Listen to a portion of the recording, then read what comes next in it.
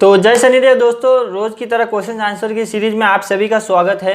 Questions लेने से पहले उन सभी लोगों को धन्यवाद कहना चाहता हूँ जिन्होंने किसी ने 201, किसी ने 101, किसी ने 11, किसी ने 51 रुपये जो दान किए हैं। तो सबसे पहला नाम है कृष्णा भावमिक जिन्होंने 201 रुपये का ट्रांसफ़र किया है। दूसरा विनय मार्क कोले जिन्होंने 21 रुपये ट्रांसफ़र किए हैं। तीसरे भाई जो प्रवीण बेनीवाल जिन्होंने 101 रुपये ट्रांसफ़र किए हैं। जितेंद्र कुमार 11 रुपये, विकास सेन 52 रुपये।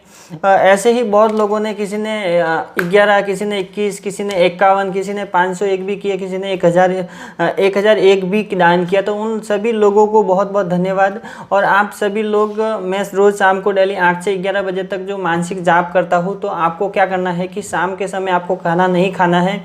8 बजे आपको जाप के लिए बैठ जाना है और बैठने आसन लगा के बैठना है, हाथ में माला रखनी है और फिर आपको वहाँ पे प्रार्थना करनी है कि आप अपने इष्ट देव से या फिर अपने देवी देवताओं से प्रार्थना कर सकते हैं कि जिससे आपको उस जाप में शामिल करें। और वैसे भी जो भी दान करते हैं तो उसमें आपका नाम आता है। तो जैसे ही आपका मैसेज आता है तो मैं आपका नाम उस लिस्ट में लिख लेता हूँ जिससे कि आपको उसके अंदर शामिल कर सकूँ। तो आपको खाना नहीं खाना है। 8 बजे आप 1 घंटा, 2 घंटा या 3 घंटा जितने भी बैठ सकते हैं उतने बैठे, कोई प्रॉब्लम नहीं है। ऐसा नहीं कि जितना मैं टाइम लेता हूँ उतना ही आपको बैठना है, लेकिन मिनिमम 45 मिनट का टाइम ज़रूर रखें। और आपको क्या करना है, आसन लगाना ज़रूरी है, हाथ में माला भी ज़रूरी है और आंखें बंद करके यहाँ पे ध्यान लगाना है और ओम नमः शिवाय ओम का जाप करना है। और शंकर भगवान के शिव जी को आप ध्यान में, आपको शिव जी को देखने की कोशिश करनी है, आपसे शिवलिंग को देखने की कोशिश करनी है। तो ये प्रक्रिया करेंगे तो आपको बहुत सारा बेनिफिट होगा, बहुत सारा आपको फ़ायदा होगा। तो आप ये ज़रूर करें। अब कमेंट लेते हैं कि पहला कमेंट है कि भैया ध्यान कैसे करें शुरुआत के टाइम पे। तो जब आप शुरुआत करते हैं, आपने कभी ध्यान नहीं किया है, तो आपको क्या करना है, सबसे पहले त्राटक की प्रैक्टिस करनी है, जिसमें आपको बिंदु त्राटक करना है। देखो त्राटक बहुत सारे बताए गए यूट्यूब के ऊपर, जैसे कि कैंडल का त्राटक है, दीपक का त्राटक है, ऐसे बहुत सारे। लेकिन जब आप शुरुआत करते हैं तो आपको कैंडल या दीपक नहीं करना है, आपको सिर्फ और सिर्फ बिंदु त्राटक करना है। और बिंदु त्राटक कैसे करना है आपको, कि दीवार के सामने एक ब्लू कलर का डॉट बनाना है और ब्लू कलर के डॉट बना के आपको 5 से 6 फीट की दूरी पे बैठना है, आसन लगाना है और सीधी कमर रख के आपको उस बिंदु को देखते रहना है। जब आप इन दोनों आंखों से उस बिंदु को देखते हैं तो आपकी थर्ड आई भी उसके ऊपर फोकस करने लगती है। जब ये तीनों आंखें एक ही साथ उस बिंदु को देखते हैं तो आप देखेंगे कि उस बिंदु के साइड के अंदर आपको हल्का हल्का प्रकाश दिखाई देगा। और वो प्रकाश एक हल्का हल्का दिखाई देगा और कभी कभी वो पूरे बिंदु पे प्रकाश आ जाएगा और कभी कभी वो बिंदु पूरी तरह से गायब हो जाएगा। तो जैसे ही वो गायब होगा तुरंत वापस आ जाता है, क्योंकि उसमें क्या होता है कि आपके जब विचार शून्य होते हैं तो वो बिंदु गायब होता है, आपके विचार वापस आ जाते हैं तो वो बिंदु भी वापस आता है। लेकिन आपको कंटिन्यू उसको 15 मिनट 20 मिनट तक देखते रहना है, फिर आधे घंटे तक देखते रहना है। ये प्रक्रिया आप अगर महीने भर करते हैं तो आपका जो ध्यान लगता है, जब आप ध्यान में बैठेंगे तो आपको वही ध्यान में एक बिंदु दिखाई देगा और उस बिंदु को लगातार जब आप देखते रहेंगे तो आप ध्यान मग्न हो जाएंगे खुद ही। और ये सब प्रक्रिया करते करते आपको अपने आप में भी अनुभव आने लगेंगे, आपको अपने आप ही सब महसूस होने लगेगा। तो आप इस प्रकार से शुरुआत में कर सकते हैं। दूसरा कमेंट आया कि फर्स्ट क्वेश्चन आपका सही जवाब है।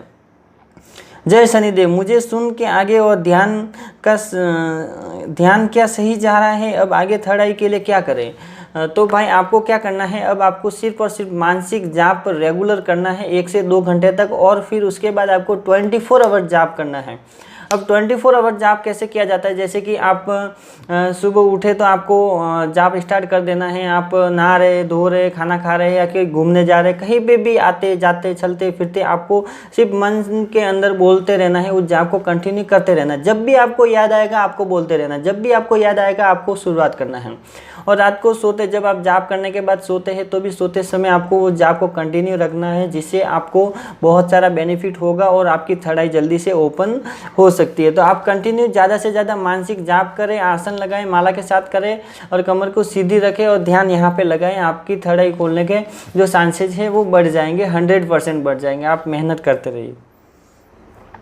तीसरा कमेंट है कि भैया मुझे आईब्रो के बीच में वाइब्रेशन होती है, पर लेफ्ट शोल्डर में बहुत भारीपन और हल्का सा पेन होता है।